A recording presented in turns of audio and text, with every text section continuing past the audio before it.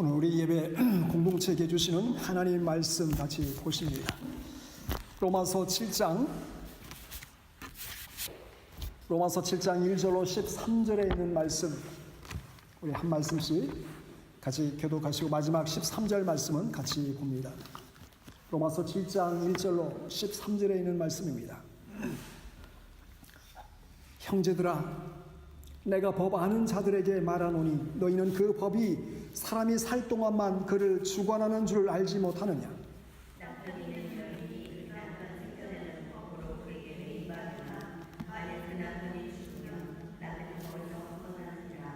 그러므로 만일 그 남편 생전에 다른 남자에게 가면 음녀라. 그러나 만일 남편이 죽으면 그 법에서 자유롭게 되나니 다른 남자에게 갈지라도 음녀가 되지 아니하느니라.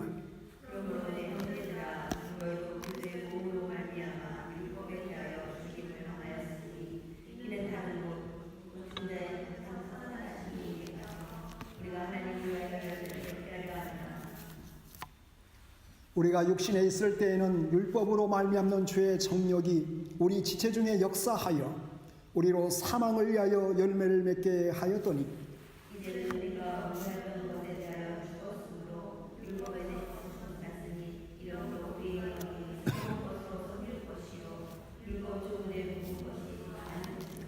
그런즉 우리가 무슨 말을 하리요? 율법이 죄냐? 그럴 수 없느니라. 율법으로 말미암지 않고는 내가 죄를 알지 못하였으니 곧 율법이 탐내지 말라 하지 아니하였더라면 내가 탐심을 알지 못하였으리라. 그러나 제가 죄를 다서 계명으로 말미암아 내 속에서 온갖 탐심을 이루었나니 이는 율법이 없으면 제가 죽은 것이니라. 선의 율법을 깨닫지 못했을 때에는 내가 살았더니 계명이 이름에 죄는 살아나고 나는 죽었도다.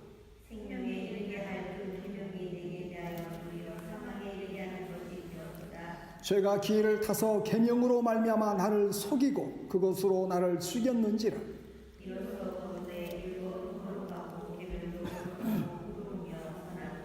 같이 13절 말씀입니다. 그런즉 선한 것이 내게 사망이 되었느냐? 그럴 수 없느니라. 오직 죄가 죄로 드러나기 위하여 선한 그것으로 말미암아 나를 죽게 만들었으니 이는 계명으로 말미암아 죄로 심히 죄되게 하려 함이라. 로마서 7장 말씀 이렇게 함께 보았는데요. 오늘 특별히 율법 속에 담긴 보석이라는 말씀으로 함께 이 말씀을 상고하기 원합니다. 혹시 이게 뭔지 아세요? 예, 운전하는 사람이라면 참 받기 제일 싫은 딱지입니다. 페널티 딱지. 예. 제가 자동차를 운전하다 보면은 간간히 예기치 않게, 원하지 않게 이런 주차 위반 페널티 딱지를 끊게 됩니다. 저는 보통 한 달에 한 번 정도, 보통 남성 같은 경우는 한 달에 한 번 정도 보통 이발을 하게 되는데, 제가 이발을 하는 곳은 임블던 힐에 있는 미용실입니다. 한국 사람이 운영하는 미용실인데, 거의 한 2년 전부터 이 미용실을 가서 머리를 깎고 있습니다. 예전에 이분 부부가 교회를 한인교회를 다니다가 상처를 받았는지 교회를 완전히 이제 끊고 교회를 안 다니고 마음이 닫혀져 있어요. 그래서 갈 때마다 기도하면서 처음에는 뭐 이렇게 한번 교회 오세요 이렇게 얘기했는데 이게 뭐 전혀 뭐 동하지가 않아서 가면서 계속 이제 교제하면서 하나님께서 하나님 때에 그 마음의 문을 열어주시기 위해서 기도하면서 한 달 한 달 찾아가면서 교제하고 있습니다. 근데 그 미용실을 가려면은 그 옆에 이제 골목에다 살을 대고 가게 되는데, 한 3개월 전에는, 머리를 깎고 딱 가봤더니 이게 딱 붙어 있는 거예요. 이게 뭐야, 이게. 뭐가 잘못된 거냐 생각이 들어서 이게 아무리 생각해도 이게 이해가 되지 않았어요. 2년 동안 맨날 이 골목에다 살을 댔는데 왜 딱지를 뗐는지 이해가 전혀 되지 않았습니다. 그래서 고민하다가 이게 카운슬 홈페이지도 한번 들어가 보고 그 이유를 찾아보려고, 그래서 그 다음날 인불도 나갈 일이 있어서 다시 그 골목에 가서 자세히 그 간판을, 세워진 간판을 봤습니다. 노티스 간판을 봤는데 이 골목에 제가 맨날 댔던 우측 방향에는 자세히 보니까 이게 디스플레이 해놓고 하여간 페이하고 디스플레이만 하면 되는 거예요. 티켓을 끊어서. 근데 그 3개월 전에는 그 골목 오른쪽에다 대지 않고 이 오른쪽에 자리가 없었고 왼쪽에다 자리를 댔어요. 차가 다 되어 있더라고요. 그래서 저도 빈자리가 있길래 아무 생각 없이 차를 대놓고 갔다 와서 보니까 자세히 보니까 거기는 레지던트만 온리 레지던트 밑에 써 있더라고요. 똑같은 글자인데 간판인데 그 밑에 온리 레지던트만 딱 써 있습니다. 그래가지고 2주 안에 안 넣으면은 110파운드를 내야 되기 때문에 울며 55파운드를 2주 안에 55파운드 벌금을 냈습니다. 여러분, 하다못해 이 페널티 티켓도 이걸 보고 끊고 나서 내도 그만 안 내도 그만이 아닙니다. 지켜도 그만 안 지켜도 그만이 아닙니다. 지키지 않으면 벌금을 물리게 되고 계속해서 벌금을 내지 않으면 잘못하면 법원에까지 출두를 해야 되는 상황이 벌어지게 됩니다.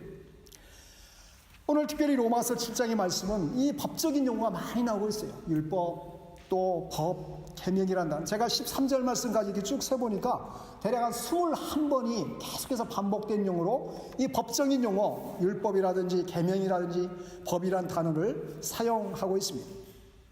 이런 법적인 용어를 사용하고 있다고 하는 것은 법의 효력이 미치는 부분을 지금 설명을 하고 있다는 것을 보게 되는 것입니다. 우리가 지난주에 로마서 6장 말씀을 통해서 예수 그리스도를 구원의 주님으로 영접한 사람은 죄와 사망으로부터 자유로워진 사람, 죄도 사망도 어찌할 수 없는 거기로부터 안전하게 보호를 받는 하나님의 택한 백성이 된다라고 말씀을 드렸습니다. 왜냐하면 독생자 되신 예수 그리스도께서 우리를 대신해 십자가에 죽으심으로 우리가 담당해야 될 죄와 사망을 그분께서 다 십자가에서 담당해 주셨기 때문에 우리는 죄로부터 사망으로부터 안전하게 보호를 받을 수 있다는 거예요. 더 이상 죄의 노예가 될 수도 없고 사망이 우리의 삶 가운데 결코 왕노릇할 수 없는 존재가 바로 우리들의 신앙의 영적인 모습이다라고 말씀을 드렸습니다. 그래서 예수님을 영접하게 되면 내가 정말로 거듭난 하나님의 백성이라는 그 표시로 무엇을 받는다고 했습니까? 세례나 침례를 받는다고 했어요. 내가 이제는 죽었고 죄로 말미암아 죽었고 이제는 사망이 나를 좌지우지할 수 없는, 사망이 왕노릇할 수 없는 하나님의 생명의 구원의 기쁨을 누리는 하나님의 백성이라는 그 의미로 공개적으로 하나님과 사랑하는 성도들 앞에서 세례를 받고 침례를 받게 되는 것입니다. 그래서 침례식은 나의 옛사람이 죽는 장례식의 의미를 담고 있다는 것입니다. 새 사람 새 생명으로 거듭났음을 알리는 거룩함의 의식이 바로 세례의 의식인 것입니다. 정말로 그렇기 때문에 중요한, 어찌 보면 영적으로 번역된 새로운 삶을 출발하는 그 시기가 바로 예수님을 구세로 영접하고 세례를 받는 그 시기인 것입니다. 그래서 예수를 믿고 신앙생활을 시작하게 되면 우리 마음속에 하늘의 평강에 주께서 함께 하시고 기쁨으로 충만케 하시고 천국의 소망을 소유하는 하나님이 백성이 되는 것입니다. 여러분, 이 사실을 전적으로 여러분 마음속에 믿음으로 받아들일 수 있습니까? 확신을 하십니까? 진심으로 마음속에 다른 것은 흔들려도 이 구원의 확신 가운데 거하는 것은 결코 흔들려서는 안 되는 것입니다. 하나님께서 죽기까지 보내주신 독생자 예수 그리스도를 통해서 내가 하나님의 자녀가 되었고 더 이상 죄의 권세와 사망의 권세가 나를 좌지우지할 수 없는 존재가 바로 나의 나된 것이다 라는 것을, 이 영적인 아이덴티티를 분명히 하는 것이 정말 중요한 것입니다. 그런데 문제는 믿음 생활을 본격적으로 하게 되면서 우리 마음속에 예전에는 없었던 한 가지 찾아오는 유혹의 손길이 있습니다.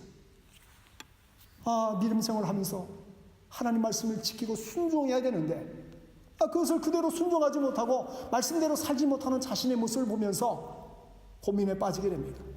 내가 왜 이 정도밖에 안 되는가? 내가 하나님을 믿노라 하면서도, 하나님을 사랑하노라 하면서도 내가 이 정도밖에 순종하지 못하는, 이 정도밖에 하나님 앞에 서지 못하는 모습인가? 스스로를 바라보면서 자괴감에 빠지게 되고 절망감에 빠지게 되고 실망감에 빠지게 됩니다. 그러면서 하나님의 율법의 말씀들이 우리를 딱딱 너 그래가지고 구원받겠어? 내가 구원받은 백성이야? 하면서 우리를 책망하게 될 때에 부끄러워하면서 절망 가운데 빠질 수밖에 없는 우리의 모습들을 보게 되는 것입니다. 율법에 비춰보고 계명에 비춰보니 나 자신이 정말 형편없는 존재라는 것을 바라보면서 때로 절망할 수 있다는 것입니다. 내가 하나님의 천국 시민의 그 자격 미달이라는 그 존재를 그것을 느끼면서 그것 때문에 심지어는 구원의 확신의 자리까지도 흔들릴 수 있다는 것을 보게 됩니다. 여러분, 한 가지 여러분에게 질문을 해보겠습니다. 여러분, 하나님이 왜 법적인 효력이 있는 율법이라든지 또 계명을 이스라엘 백성들에게 주셨을까요? 우리가 구약성경에 보면 모세오경 같은 경우는 특별히 하나님께서 이스라엘 백성들에게 이것을 순종하고 지키라고 주시게 되는데 왜 그것을 주셨습니까? 그 율법을 주신 그 이면에는 하나님이 이스라엘 백성들을 정말 사랑하시기 때문에 그 율법을 계명을 주신 것입니다. 그리고 이스라엘 백성들을 지키고 보호하기 위해서 돌보아 주시기 위해서 율법을 주시고 계명을 주신 것입니다. 여러분, 이스라엘 백성들은 애굽에서 광야를 거쳐 가나안 땅에 올 때에 남자가 60만이 넘었습니다. 출애굽할 때 60만이 넘는 남자가 출애굽을 하게 됩니다. 그들은 언제나 질병과 오염으로부터 또 전염병에 노출되어 있었습니다.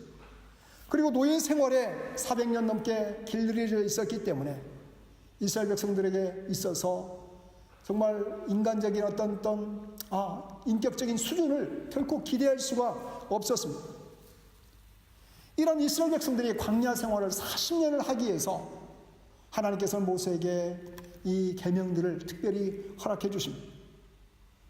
그리고 그 계명을 지키기를 하나님께서 말씀을 하십니다. 왜냐하면 그들을 너무나 사랑하시기 때문에 그들을 지키기 위해서 보호해 주시기 위해서 하나님께서 이스라엘 백성들에게 계명을 주시고 율법을 특별히 주시게 됩니다. 뿐만 아니라 그들이 가나안 땅에 들어가서 하나님을 알지 못하는 이방 나라 사람들과 함께 이제 국경을 맞대고 또 동네를 맞대고 살아가게 될 때에 많은 유혹과 문제가 생길 수 있기 때문에 이스라엘 백성들을 그들로부터 보호해 주시기 위해서 여러 가지 하지 말라, 지키라, 순종하라라는 그런 계명들을 이스라엘 백성들에게 주시게 됩니다. 그래서 이 율법의 그 이면에 보면은 하나님의 돌보심의 은혜와 사랑이 깃들어 있다는 것을 반드시 기억을 해야 됩니다. 그러나 하나님께서 주신 이 율법을 지키다 보면 점차 어떻게 하면 율법 자체에만 몰두할 가능성이 있습니다. 예를 들면은 이스라엘 백성들이 애굽에서 나와서 광야 생활 40년을 하게 될 때에 모세의 아내가 죽습니다. 그리고 나서 모세가 구스 여자와 에티오피아 한 여인과 결혼을 하게 되는데 이 일을 하나님께서 기뻐하지 않으셨어요. 근데 기뻐하지 않는 사람 중에 또 이 모세의 누이 미리암도 좋아하지 않았어요. 그러면서 모세를 이렇게 비난하기 시작하고 모세의 권위에 도전을 하게 됩니다. 그 모습을 바라보시면서 하나님께서 이 미리암에게 어떤 형벌을 내리게 됩니까? 몸에 문둥병이 들게 됐어요. 이 모습을 바라보면서 모세는 하나님, 그래도 이 문둥병이 좀 심한 것이 아닙니까? 너희의 이 문둥병을 고쳐주십시오. 중보 기도를 하면서 하나님께서 그 기도를 들으시고 미리암의 문둥병을 고쳐주십니다. 그리고 나서 율법에 의하면 어떻게 됩니까? 문둥병에 걸린 사람은 진 밖에서 며칠을 있어야 돼요. 7일 동안 정결케 하는 의식 기간 동안에 이스라엘 사람들이 왔다 갔다 하는 그것을 벗어나서 진 밖에서 일주일 동안 머물러야 됩니다. 일단은 더 이상 전염병이 퍼지는 것을 예방하기 위함이요. 뿐만 아니라 이 기간 동안 이스라엘 백성들은 무엇을 하고 있었을까요? 아이고, 이 미리암 때문에 하나님이 벌을 내리셔서 우리가 더 빨리 행진해야 될 텐데 행진도 못하고 불평하고 원망하는 것이 아니라 하나님께서 이 율법을 주시고 또 이 자숙하는 7일 동안 이스라엘 백성들의 마음속에는 다시 한번 하나님께서 우리에게 향하신 하나님의 뜻이 무엇인지를 바라보는 거룩함의 그 기간이 필요한 것입니다. 여러 가지 율법을 주셨지만은 그러므로 반드시 놓치지 말아야 할 것은 그 일들을 통해서 하나님께서 이스라엘 백성들을, 하나님의 백성들을 사랑하신다는 그 의미를 결코 놓쳐서는 안 된다는 것을 보여주고 있는 것입니다. 오늘 12절 말씀을 보면, 여러분 12절 말씀 한번 좀 같이 한번 좀 읽어보기 원합니다. 이로 보건대 율법은 거룩하고 계명도 거룩하고 의로우며 선하도다. 여러분 율법을 지키면서 하나님의 그 사랑을 기억하게 될 때에 율법의 선한 기능을 12절 말씀에 이렇게 표현하고 있는 것입니다. 율법은 거룩하다. 그리고 계명도 거룩하고 의로우며 선한 것이 바로 율법의 기능이다 라는 것을 말해주고 있습니다. 그런데 율법의 한 가지 역할 중에 하나는 오늘 본문 5절에 보면 어떻게 또 말씀을 하고 있습니까? 7장 5절에 보면 우리가 육신에 있을 때에는 율법으로 말미암는 주의 정욕이 우리 지체 중에 역사하여 우리로 사망을 위하여 열매를 맺게 하였더니. 여러분 율법의 그 많은 좋은 역할도 있지만은 율법은 그리스도인에게 죄를 이기는 힘을 주지는 못한다는 것입니다. 그것은 바로 율법 안에 있는 하나님의 사랑을 잊지 아니하면 율법의 그 한계가 이렇게 드러난다는 것을 말씀해 주고 있는 것입니다. 여러분 오늘날도 우리가 예수 그리스도를 믿고 정말 믿음 생활할 때에 구원의 기쁨과 감격이 충만할 때는 어떻습니까? 예배하고 찬양하고 기도하고 성도에 교제하는 것이 너무나 신이 나고 기쁘고 즐겁습니다. 그러나 점차 믿음의 연륜이 쌓이며 그 하나님의 은혜와 사랑에 대한 마음들이 점차 식어질 때에 겉으로 드러나는 것은 여러 가지 계명과 같은 말씀들, 이렇게 해야 되는 의무조항들만 드러나게 되는 것입니다.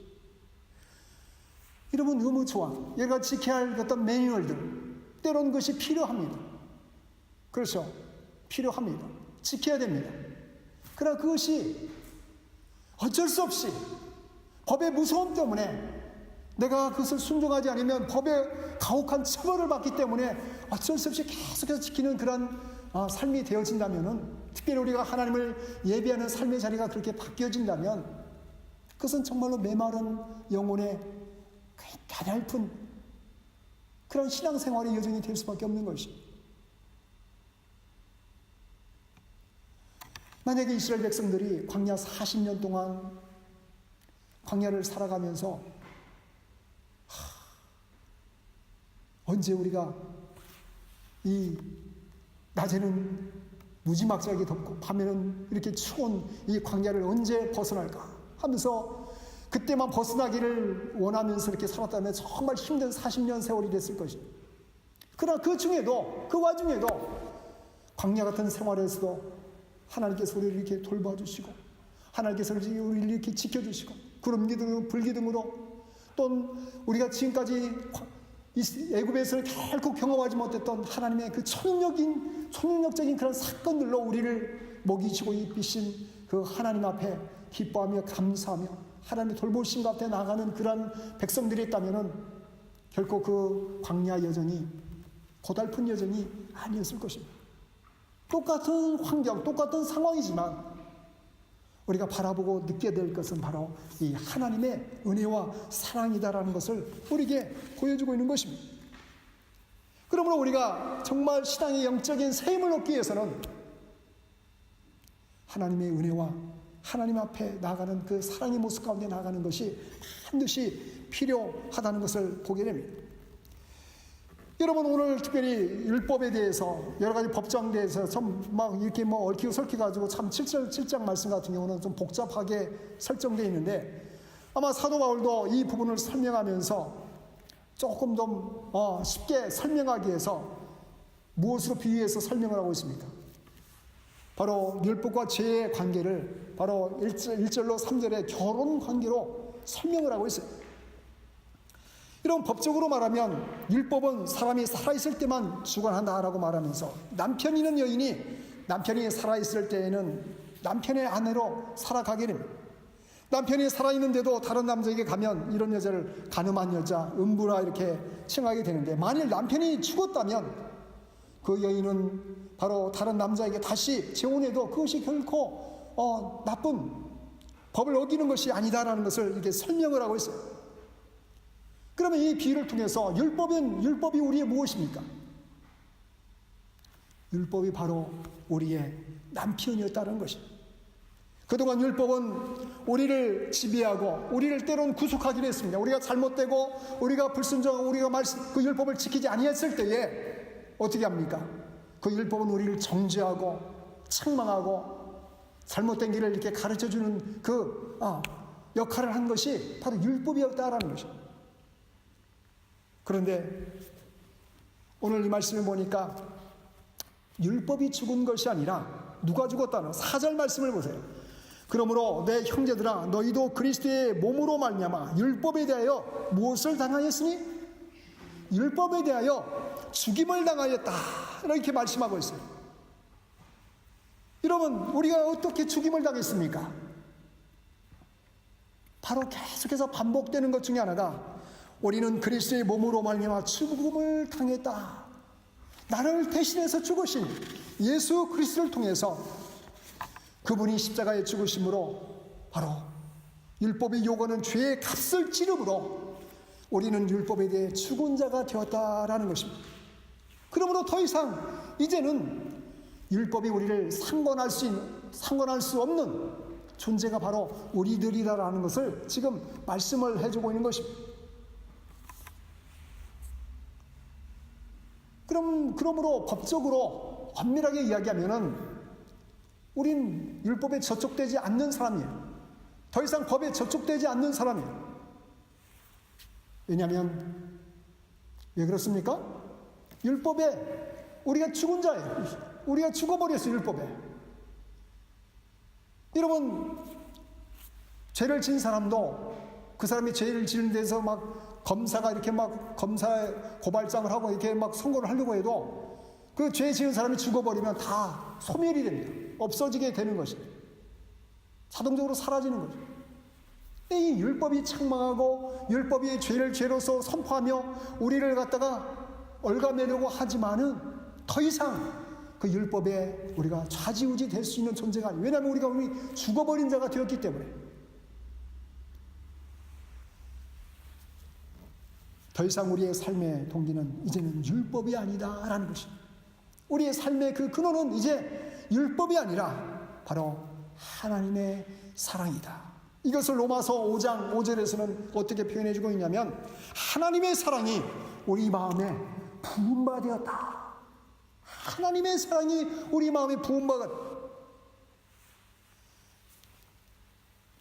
더 이상 율법에 맺어진 관계가 아니라 우리가 예수 그리스도를 통하여서 새로운 관계가 형성되는데 그것은 바로 하나님과의 사랑의 관계가 형성되어서 더 이상 율법이 우리를 좌지우지 못할 뿐만 아니라 하나님의 사랑으로 말미암아 우리 마음에 풍성히 부은 바 되어서 우리는 하나님을 사랑하며 하나님의 그 사랑을 받고 살아가는 거룩한 존재가 되었다라는 것입니다. 여러분, 사실 율법은 우리의 삶을 변화시키지 못합니다. 의무감은 우리에게 하나님께로 인도하지 못합니다. 하지만 하나님의 은혜와 하나님의 사랑은 우리를 변화시키고 우리를 새롭게 하는 능력이 있습니다.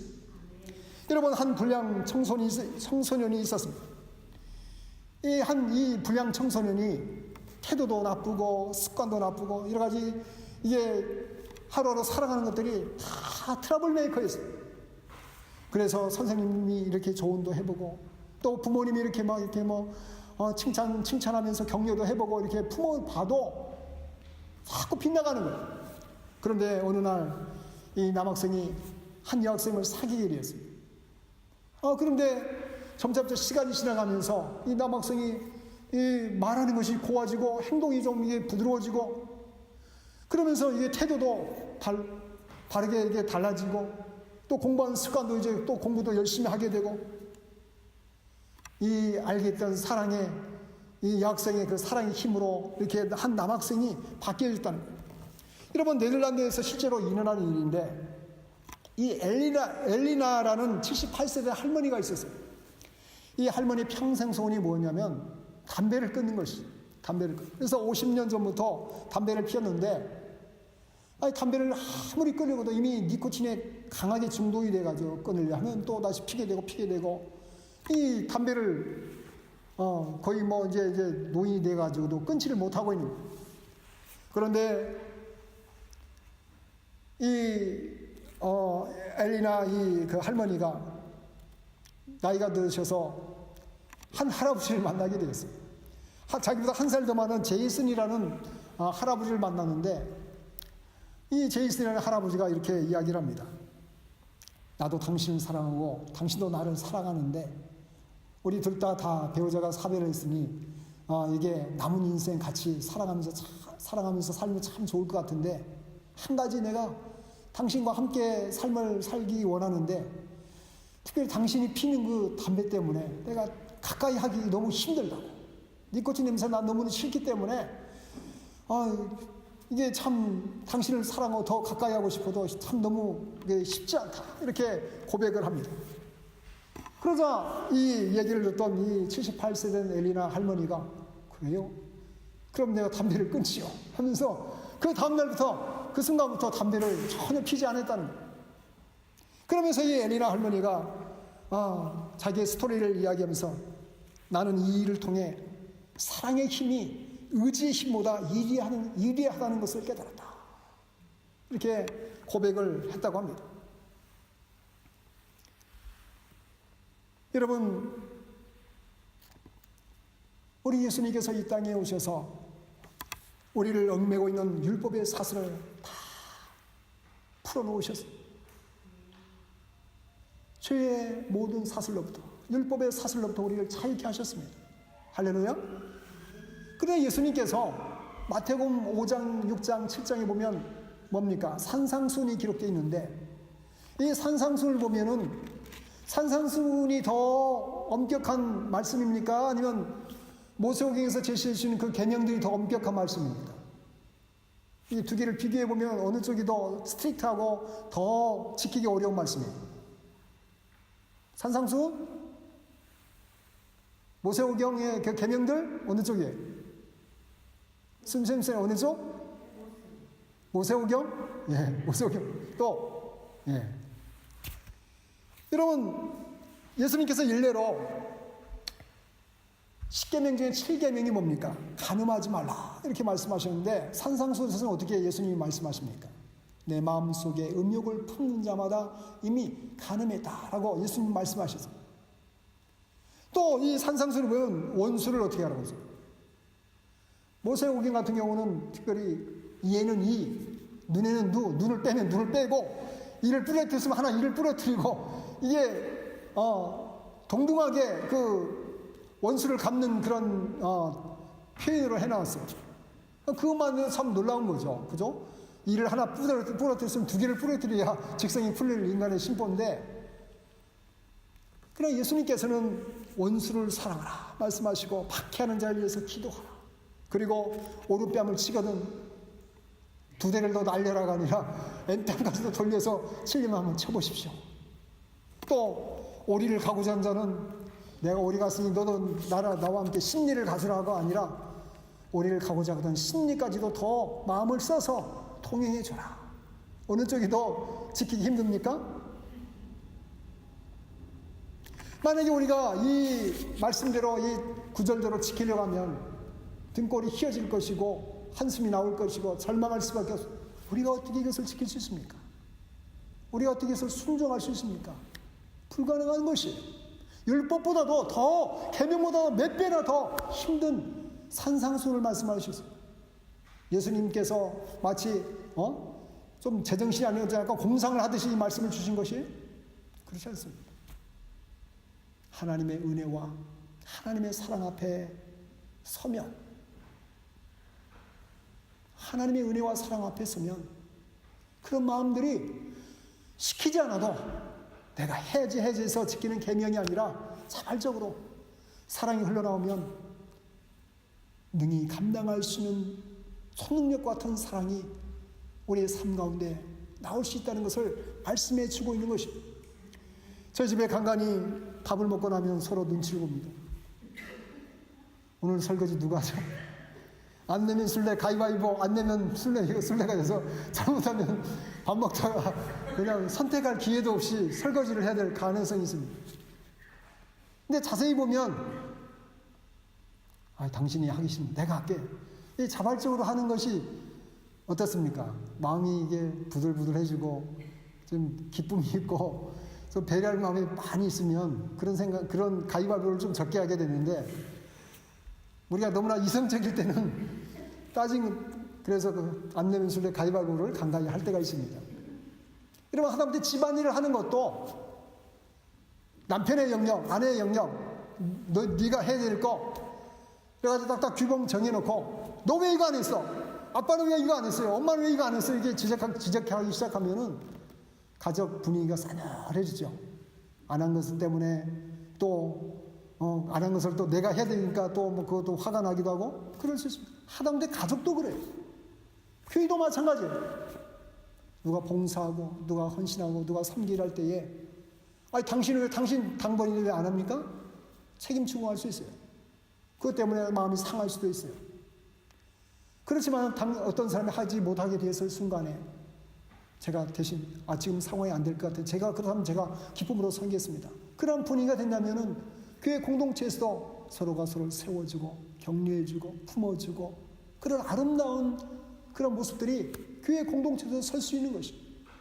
우리 모두 인간관계 속에도 마찬가지입니다. 여러 가지 우리가 지켜야 할 선이 반드시 있습니다. 그렇습니다. 선을 지키는 것이 중요합니다.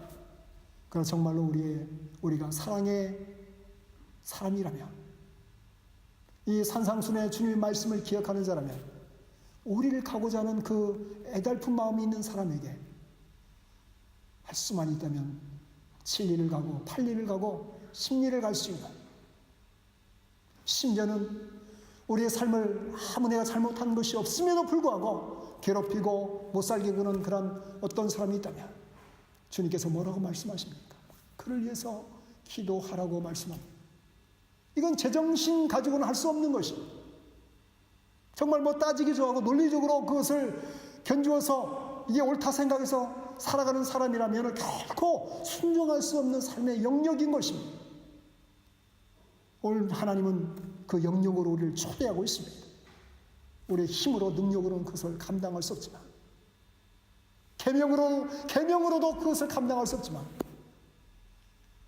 하나님의 그 놀라운 사랑의 힘으로 그 측량할 수 없는 그 은혜로 그 가운데 나가는 믿음의 백성이라면 넉넉하게 순종하며 감당하며 사랑을 품고 나갈 수 있는 믿음의 성도의 삶이 될 수 있을 줄 믿습니다. 우리 다시 한번 우리가 너무나 잘 알지 않습니까? 우리가 얼마나 부족하고 얼마나 연약하고 얼마나 모습은 그러하지만 볼품없는 하나님 보시기에 정말로 소망이 없는 인생임을 압니다. 그러하기 때문에 더욱더 하나님의 은혜가 필요하고 그러하기 때문에 하나님의 사랑이 아니고서는 우리는 주님께서 명하신 이 산상순의 귀한 교훈들을 결코 순종할 수 없다는 것을 알기 때문에 하나님 은혜를 베풀어 주셔서 주님의 사랑 가운데 나가게 하시고 순종하게 하시고 그 사랑을 이루어가는 하나님의 사람 되게 하여 주옵소서. 그런 마음으로 살아가는 주의 사랑하는 백성들 되시기를 주님의 이름으로 축원을 드립니다. 오늘 이 시간 한 3분 정도 이 말씀을 기억하면서 함께 기도하기 원합니다. 하나님, 우리에게 이 생명의 말씀들을 주셨네. 이 말씀들이 우리에게 주어질 때마다 하나님, 우리가 순종하며 감당할 수 있는 하나님의 그 놀라운 사랑으로 말미암아 그 말씀들이 잘 감싸지게 하셔서 내가 기뻐하며 내가 감사하며 내가 정말로 하루하루 이 말씀을 사랑하는 마음으로 순종하는 주의 백성 되게 하여 주시옵소서. 왜냐하면 우리 주변에 또 나의 삶의 자리 가운데 이 사랑의 힘이 아니고서는 나도 힘들고 가족도 힘들고 주변의 사람도 너무나 힘들기 때문입니다. 그런 마음으로 이 시간 한 3분 정도 우리 영혼을 바라보며 우리 자신을 바라보며 하나님의 은혜와 사랑으로 충만한 하나님의 사람 되게 해주십시오. 그런 마음으로 함께 기도하기 원합니다.